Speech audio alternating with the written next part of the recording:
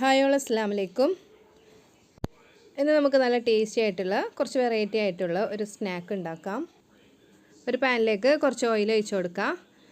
ഓയിലൊന്ന് ചൂടായി വരുമ്പോൾ ഇതിലേക്ക് ഒരു ഉള്ളി ചെറുതായി അരിഞ്ഞത് ഇട്ട് കൊടുക്കുന്നുണ്ട്. പിന്നെ കുറച്ച് കറിവേപ്പില ഇട്ട് കൊടുത്തിട്ടുണ്ട്. ഇനി ഇതൊന്ന് വഴറ്റിയെടുക്കണം. അപ്പോൾ ഓയിൽ ഞാൻ യൂസ് ചെയ്തിട്ടുള്ളത് കോക്കനട്ട് ഓയിലാണ്. നിങ്ങൾക്ക് ഇഷ്ടമുള്ള ഓയിൽ യൂസ് ചെയ്യാം. പെട്ടെന്ന് വഴന്ന് വരാൻ വേണ്ടിയിട്ട് കുറച്ച് ഉപ്പും കൂടി ചേർത്ത് കൊടുക്കുന്നുണ്ട്. അപ്പോൾ അതാ ഉള്ളി വഴന്ന് വന്നിട്ടുണ്ട്. ഇനിയിലേക്ക് ഒരു അര ടീസ്പൂണ് ഇഞ്ചി വെളുത്തുള്ളി പേസ്റ്റ് ഇട്ട് കൊടുക്കാം. പിന്നെ അതിൻ്റെ കൂടെ തന്നെ ഒരു പച്ചമുളക് ചെറുതായി അരിഞ്ഞത് ഇട്ട് കൊടുക്കുന്നുണ്ട്. ഇതിൻ്റെ എല്ലാം പച്ചമണം മാറുന്നവരെ ഒന്ന് വഴറ്റിയെടുക്കണം. ഇനിയിലേക്ക് പൊടികൾ ചേർത്ത് കൊടുക്കാം. ഒരു 1/4 ടീസ്പൂണ് മഞ്ഞൾപ്പൊടി ചേർത്ത് കൊടുക്കുന്നുണ്ട്. പിന്നെ അര ടീസ്പൂണ് കുരുമുളക് പൊടി ചേർത്ത് കൊടുക്കാം. ഒരു 1/4 ടീസ്പൂണ് ഗരം മസാല പൊടിയും ചേർത്ത് കൊടുക്കുന്നുണ്ട്. ഇതൊന്ന് വഴറ്റി കൊടുക്കാം. അര ടീസ്പൂണ് മുളക് പൊടിയും കൂടി ചേർത്ത് കൊടുക്കുന്നുണ്ട്. ഇനി ഇതെല്ലാം കൂടി ഒന്ന് മിക്സ് ചെയ്തെടുക്കാം. ഇനിയിലേക്ക് വേവിച്ച് ഷ്രെഡ് ചെയ്ത് വെച്ച ചിക്കനും കൂടി ഇട്ട് കൊടുക്കുന്നുണ്ട്.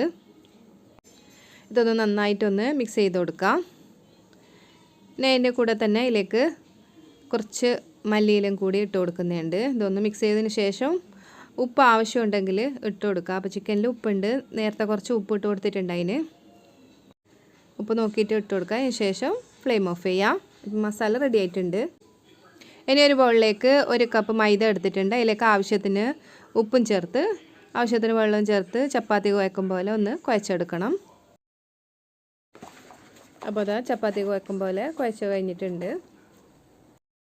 ഇനി ഇത് കൗണ്ടർ ടോപ്പിൽ വെച്ച് പരത്തിയെടുക്കുക. അപ്പോൾ ചപ്പാത്തിക്ക് പരത്തും പോലെ നല്ല തിന്നായിട്ട് തന്നെ പരത്തി കൊടുത്താൽ മതി. അപ്പോൾ അതാ ഇതുപോലെ പരത്തിയെടുക്കാം. ചപ്പാത്തി പരത്തി കഴിഞ്ഞിട്ട് ഒരു ഗ്ലാസ് കൊണ്ടോ മറ്റോ ഇതുപോലെ റൗണ്ടിൽ കട്ട് ചെയ്തെടുക്കണം. അപ്പോൾ ഞാനിവിടെ ഒരു ഗ്ലാസ് കൊണ്ടാണ് ഇതുപോലെ കട്ട് ചെയ്തെടുത്തത്. ഇനി ഇതിലേക്ക് നേരത്തെ ഉണ്ടാക്കി വെച്ച ചിക്കൻ്റെ മസാല ഇട്ട് കൊടുക്കുന്നുണ്ട്. അതിൻ്റെ മുകളിലേക്ക് ഓരോരോ മുട്ട പൂങ്ങിയത് സ്ലൈസ് ചെയ്തത് വെച്ച് കൊടുക്കുന്നുണ്ട്. ഇനി അതിൻ്റെ മുകളിലേക്ക് പരത്തി വെച്ച വേറൊരു ചപ്പാത്തി ഇതുപോലെ വെച്ച് കൊടുക്കാം. അതിനുശേഷം നേരത്തെ കട്ട് ചെയ്ത് വെച്ച അതേ ഗ്ലാസ് കൊണ്ട് ഇതുപോലെ ഒന്നുകൂടി ഒന്ന് റൗണ്ടിൽ കട്ട് ചെയ്തെടുക്കണം.